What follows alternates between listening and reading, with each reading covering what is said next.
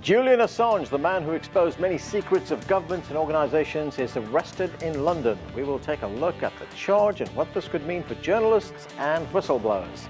Hello, I'm Anand Naidoo, and this is The Heat.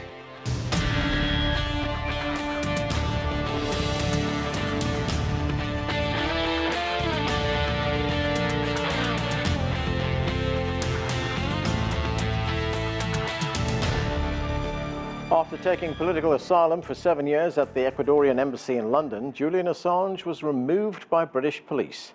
Assange was shackled and taken into custody. There was a warrant in the UK for skipping bail in 2012.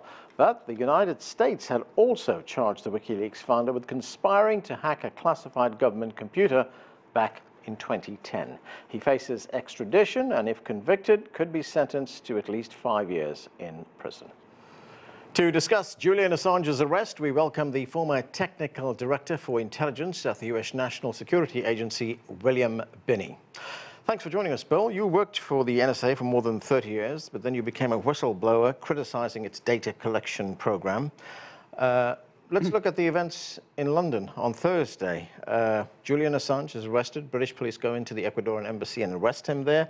We hear that this arrest was carried out in part on behalf of the United States, which has filed a provisional extradition treaty to get Julian Assange into this country. What do you make of what's happened today?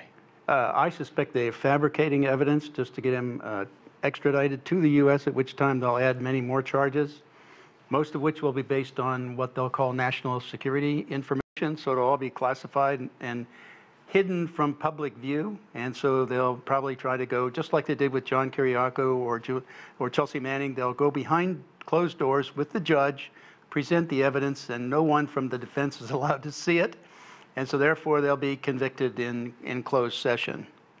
And whatever charges they bring up, we may not know, because this is the secret government in action, that I call it. It's more commonly known, I guess, as the shadow government. I call it the Praetorian Guard, because they are the ones, and this is not just local in the U.S., this is international.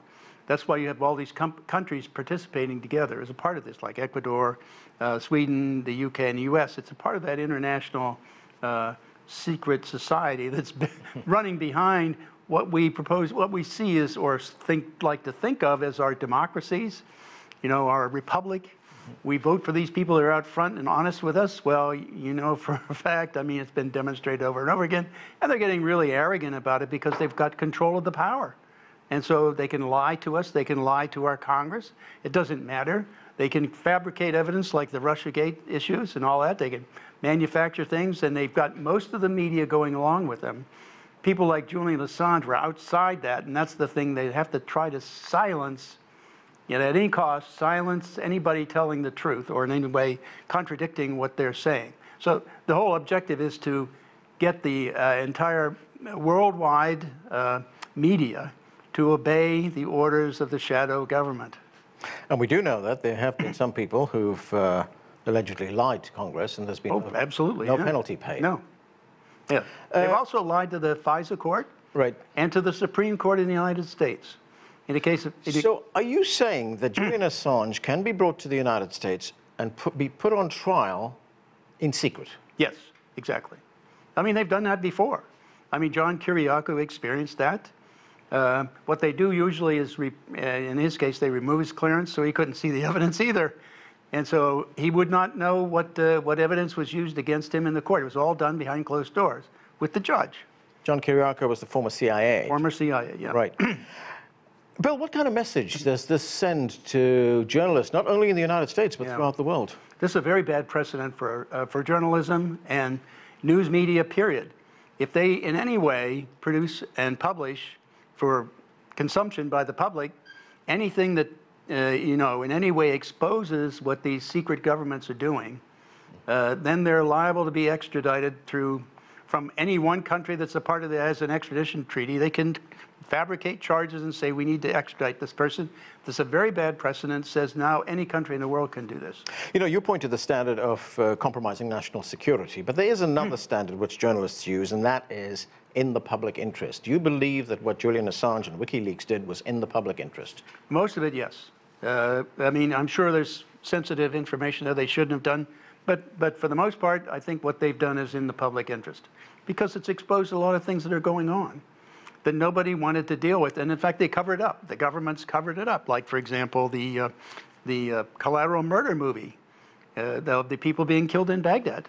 They were just murdered by this helicopter gunship. And it's like a war crime. And so nobody has been held accountable for that. Yes, I mean, I remember when I was in the service back in '65 to '69, and right after I got out, why the My Lai massacre came to public view. In that case, what happened was the Department of Defense decided to issue orders directly to all military personnel as a result of that being exposed publicly. That was in Vietnam. In Vietnam, yes. They issued an order saying that no one in the military is authorized to follow an illegal order, and killing people is an illegal order. So they said that was their reaction at that time. So far, with the collateral murder movie, I've seen absolutely nothing come out from our government condemning it in any way. And so therefore, the basic impression then is that we in the military, or our military, can go around and kill anybody they want. That's the impression that's left. And they're so arrogant that nobody's doing anything, holding anybody accountable. I mean, we're drifting to a very bad state in our country, and basically around the world, as you can see the influence that's going on here with Julian. Now, of course, there are a lot of legal terms being used, legal criteria being used for the arrest of Julian Assange, for his possible extradition to the United States. We heard from the British Prime Minister, Theresa May, who said nobody's above the law. The British Foreign Minister, Jeremy Hunt, saying this is no hero, etc. But do you believe that this was politically motivated? Oh, absolutely, it's political, yeah. I mean, it's, again, motivated by the shadow governments and the intelligence agencies around the world, because they don't want their laundry, the dirty laundry, exposed. They don't want their crimes out in the open. They don't want people to know what they're doing. I used a case in the case of the UK. I testified to to a committee in the House of Lords when they were investigating doing the Investigative Powers Bill review.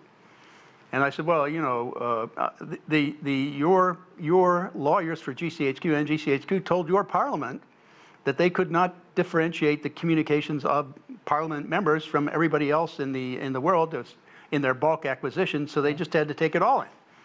But in fact, and I gave them documentation to show this, that commercially available communications devices did that as early as 2002 on very large communications line, like 10 gigabit lines, you know, the larger communications lines at the time.